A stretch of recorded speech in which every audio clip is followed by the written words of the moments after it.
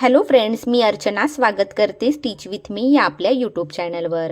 आज आपण एक बंद गळ्याचं ब्लाऊज शिवणार आहोत। त्याचा जो मागचा आणि पुढचा भाग आहे त्याचं कटिंग आपण डायरेक्ट कापडावर करणार आहोत। मागच्या भागाचं कटिंग करण्यासाठी या ठिकाणी मी उंची टाकलेली आहे। उंचीमध्ये 1 इंच प्लस केलं आणि मार्किंग केलं। 32 साइजचा ब्लाऊज आहे आणि आपण मागचा जो गळा आहे तो बंद घेणार आहोत। त्यासाठी शोल्डरचं जे माप आहे ते आपण घेणार आहोत 7.5 इंच। शोल्डरचं आपल्याला जे माप घ्यायचं आहे ते एकतर आपल्या साईजनुसार घ्यायचं आहे किंवा आपण ते अंगावर सुद्धा मोजून घेऊ शकतो। आता हे जे 7.5 इंच आपण वर माप टाकलेलं आहे तेच माप आपण खालच्या बाजूने सुद्धा मार्क करून घेणार आहोत। या ठिकाणी हे दोन्ही जे पॉइंट आहेत हे जोडून घ्यायचे आहेत सरळ रेष मारून। आता आपल्याला या ठिकाणी मुंड्याचं माप टाकायचं आहे। मुंड्याचं माप टाकत असताना ब्लाऊजचं जे पॅटर्न आहे ते पहिले लक्षात घ्यायचंय। पुढचा जो गळा आहे तो डीप नेक आहे आणि मागचा बंद आहे। इथे मुंड्याचं माप टाकत असताना रेग्युलर आपण 5 इंच मुंडा घेत असतो 32 साइजसाठी, पण इथे 1 इंच जास्त घेतलाय। म्हणजेच 32 साइजसाठी मी मुंडा घेतलेला आहे 6 इंच आणि या ठिकाणी मार्किंग केल्यानंतर इथे आपल्याला छातीचं माप टाकायचं आहे। 32 चा चौथा भाग होतो 8 इंच, त्यामध्ये 1.5 इंच प्लस करून 9.5 इंचावर इथे मी मार्क केलं। उंची टाकली, शोल्डर टाकलं, मुंड्याचं माप टाकलं आणि छातीचं माप टाकलं। आता आपल्याला या ठिकाणी मुंड्याला आकार द्यायचा आहे। त्यासाठी या पॉइंट पासून 1 इंच आतमध्ये मार्किंग करायची आहे। तुमच्या ब्लाऊजची साईज कितीही असली तरी सुद्धा या ठिकाणी 1 इंच आत मार्किंग करायचं आहे। या ठिकाणी मुंड्याचा आकार देण्यासाठी वरच्या बाजूने पहिले आपल्याला 1 ते 1.5 इंचापर्यंत अंतर सोडायचं आहे आणि त्यानंतर या ठिकाणी हे तिरकस पद्धतीने असं जोडून घ्यायचं आहे आणि नंतर मुंड्याचा आकार द्यायचा आहे। ब्लाऊजची साईज कोणतीही असली तरी वरच्या बाजूने असंच 1 ते 1.5 इंचावर मार्किंग करून नंतर आकार द्यायचा आहे। आकार देण्यासाठी इथे या टोकापासून आपल्याला 1 इंच मार्किंग करायचं आहे आणि असा गोलाकार द्यायचा आहे। तर आपल्याला गळा रुंदीचं माप टाकायचं आहे। आपला बंद गळा जरी असला तरी सुद्धा आपल्याला थोडीशी गळा रुंदी टाकावी लागते।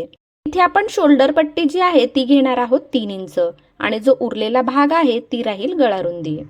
शोल्डर पट्टीसाठी इथे मी 3 इंचावर मार्किंग करते। आवडीनुसार तुम्ही 2.5 इंच किंवा 3.5 इंच सुद्धा गळा रुंदी घेऊ शकता। या ठिकाणी आता आपल्याला गळ्याची उंची टाकायची आहे।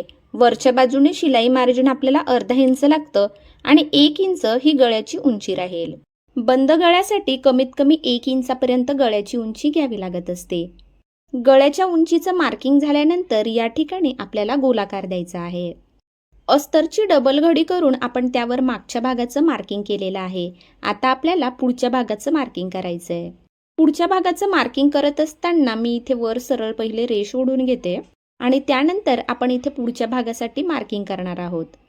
त्यासाठी इथे मी पहिले अर्धा इंचावर मार्किंग करून घेते आणि सरळ रेष ओढून घेते। आपण पुढच्या भागासाठी जी काही मापं टाकणार आहोत ती मापं या अर्धा इंचाच्या पुढेच टाकणार आहोत। ब्लाऊजची उंची आहे 13 इंच, त्यामध्ये मी 1.5 इंच प्लस केलं म्हणजे 14.5 इंचावर इथे मी मार्किंग करते। ब्लाऊजच्या मागच्या भागाच्या उंचीमध्ये आपण 1 इंच शिलाई मार्जिन प्लस करत असतो, तर पुढच्या भागामध्ये 1.5 इंच।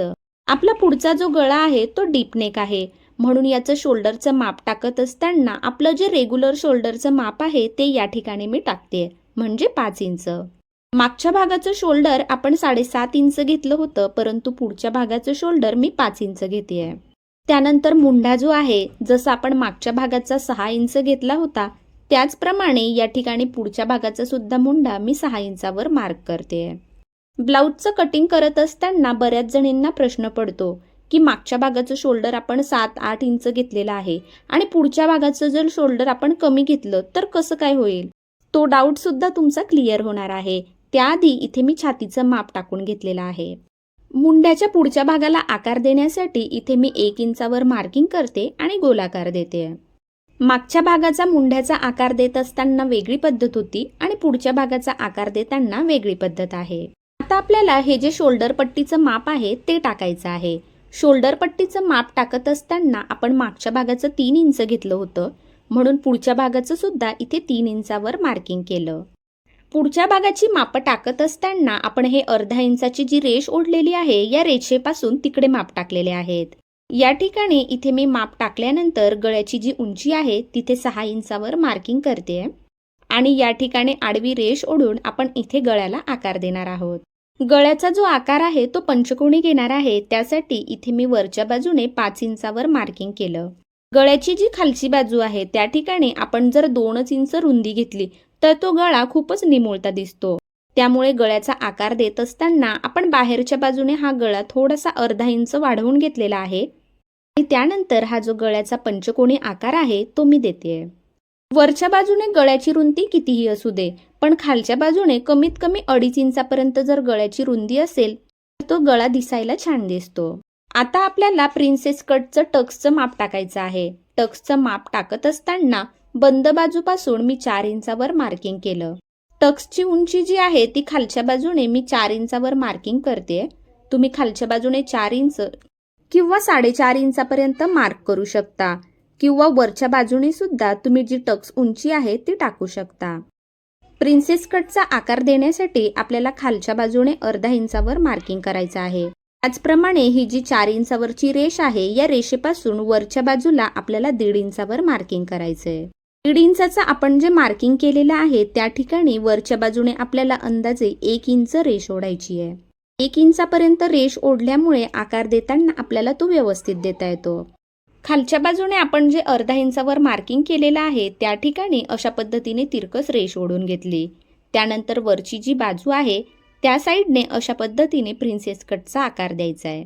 खालच्या बाजूचा आकार दिल्यानंतर या पॉइंटपासून वरच्या बाजूने मुंढ्याकडच्या साईडला सुद्धा असा आकार दिला. गळ्याचा जो वरचा पॉइंट आहे त्या पॉइंटपासून खाली असं तिरकस रेष ओढून घेतली. आपण या ठिकाणी आकार देण्यासाठी 1.5 इंच अंतर घेतलंय, म्हणून वरच्या बाजूने इथे 1.5 इंच अंतर मी वाढवून घेणार आहे. त्याचप्रमाणे वरच्या बाजूने सुद्धा आपण जेव्हा कटिंग करून जोडतो त्यावेळेला आपल्याला 1 इंच शिलाई मार्जिन लागतं, म्हणून वरच्या बाजूने 1 इंच अंतर मी वाढवून घेते. त्यानंतर वरचा जो पॉइंट आहे तो पॉइंट आणि खालचा पॉइंट दोन्ही जोडून घ्यायचे आहेत. प्रिन्सेस कट ब्लाउजच्या पुढच्या भागाचं जे मार्किंग आहे ते आता आपलं झालेलं आहे. मागचा भाग आणि पुढचा भाग या दोन्हीचं कटिंग या ठिकाणी मी केलंय. पुढच्या भागाचं जे मार्किंग आहे प्रिन्सेस कटचं ते सुद्धा इथं मी केलेलं आहे. उरलेल्या भागावर मागचा भाग आणि पुढचा भाग ठेवून कटिंग करून घेतलं आणि हे भाग एकमेकांना जोडून सुद्धा घेतले. पुढचा भाग अशा पद्धतीने आणि मागचा भाग अशा पद्धतीने मी जोडून घेतलेला आहे. प्रिन्सेस कटचा आकार जोडून हुक पट्टी आणि लूप पट्टी लावून आपल्याला पुढचा भाग तयार करून घ्यायचा आहे. मागचा भाग तयार करण्यासाठी याचा जो सेंटर आहे त्याच्या वरच्या बाजूला आणि खालच्या बाजूला मी मार्किंग करून घेते. हे जे मार्किंग आहे त्या ठिकाणी सरळ रेष सुद्धा ओढून घेतलेली आहे. पेन फॅब्रिकची कटिंग करत असताना मी पहिले त्याची बॉर्डर कट करून घेतली होती. ही जी बॉर्डर आहे ती तुम्ही सिंगल सुद्धा लावू शकता किंवा डबल सुद्धा लावू शकता. मला या ठिकाणी ही डबल लावायची आहे, त्यासाठी इथे मी अशी एकावर एक ठेवली आणि या ठिकाणी बॉर्डरच्या जवळून सरळ शिलाई मारून घ्यायची आहे.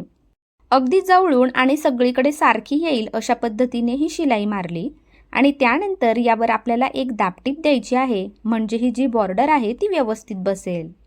याच्या साईडच्या बाजूने हे जे अर्धा इंचचं कापड आहे ते सुद्धा मी असं फोल्ड करून घेतलं. शिलाई मारल्यानंतर ही बॉर्डर थोडीशी ओढल्यासारखी दिसते, म्हणून याच्यावरून थोडीशी इस्त्री फिरवून घेतली. बॉर्डरचा जो सेंटर आहे तो सेंटर ब्लाऊजच्या सेंटरवर ठेवला. दोन्ही ठिकाणी इथे टाचण्या लावून घेते मी, म्हणजे आपण यावर जेव्हा शिलाई मारू त्यावेळेला ती इकडे तिकडे सरकणार नाही. इथे आपण सिंगल बॉर्डर जरी लावली तरी सुद्धा ती सुंदर दिसते, किंवा अशा पद्धतीने डबल बॉर्डर लावून याचा जो सेंटरचा भाग आहे त्यावर आपण शोचे बटन सुद्धा लावू शकतो. बॉर्डर लावून झाल्यानंतर दोन्ही बाजूने मी टक्स मारून घेते. त्यानंतर कमरेकडची जी बाजू आहे त्या ठिकाणी आपल्याला पट्टी सुद्धा लावून घ्यायची आहे. टक्स दिल्यानंतर कमरेची पट्टी जोडून झाल्यानंतर मागचा जो भाग आहे तो आपला रेडी होईल. कमरेची पट्टी लावत असताना ती पहिले जोडून घ्यायची, त्यावर दाबटीप मारायची आणि त्यानंतर जो आतला भाग आहे त्या बाजूने ती फोल्ड करायची आणि शिलाई मारायची. पुढच्या भागाला सुद्धा हुक पट्टी आणि लूप पट्टी लावून झाल्यानंतर खालच्या बाजूने अशाच पद्धतीने पट्टी मी लावून घेतली आहे. दोन्ही भाग तयार झाल्यानंतर त्याचे जे शोल्डर आहे ते मी जोडून घेतले. हुक पट्टी आणि लूप पट्टीवर गळ्याच्या उंचीचं मार्किंग करून घ्यायचं आणि एक गळपट्टी लावून घ्यायची. गळ्याचा आकार पंचकोनी असल्यामुळे हा जो कॉर्नर आहे त्या ठिकाणी ही जी पट्टी आहे ती अशा पद्धतीने दुमडून घ्यायची आणि त्यानंतर पुढे शिलाई मारायची आहे. तुम्हाला जर पंचकोनी गळा तयार करताना अडचण येत असेल तर चॅनलवर इतर सुद्धा व्हिडिओ आहे, त्यामध्ये डिटेल पद्धतीने हे सांगितलंय. गळपट्टी लावून झाल्यानंतर आता आपल्याला बाह्या जोडायच्या आहेत. पण बाह्या जोडण्याच्या अगोदर मुंढ्याकडचा हा जो खालचा भाग आहे तो थोडासा कट करायचा आहे. म्हणजे कट अशासाठी की मागचा आणि पुढचा जो भाग आहे तो आपल्याला सारखा करायचा आहे. मुंढ्याचा हा जो खालचा भाग आहे त्याची मागच्या भागाची हाईट आणि पुढच्या भागाची जी हाईट आहे ती सारखी असली पाहिजे. मागच्या भागाची जी हाईट आहे ती 7.5 इंच आहे, म्हणून पुढच्या भागाचं सुद्धा मी 7.5 इंचावर मार्किंग केलं आणि वरचं हे जो भाग आहे शिल्लक राहिलेला तो कट करून घेते. त्यानंतर आपल्याला याला बाही जोडायची आहे. या ठिकाणी मी फुग्याची बाही तयार केलेली आहे.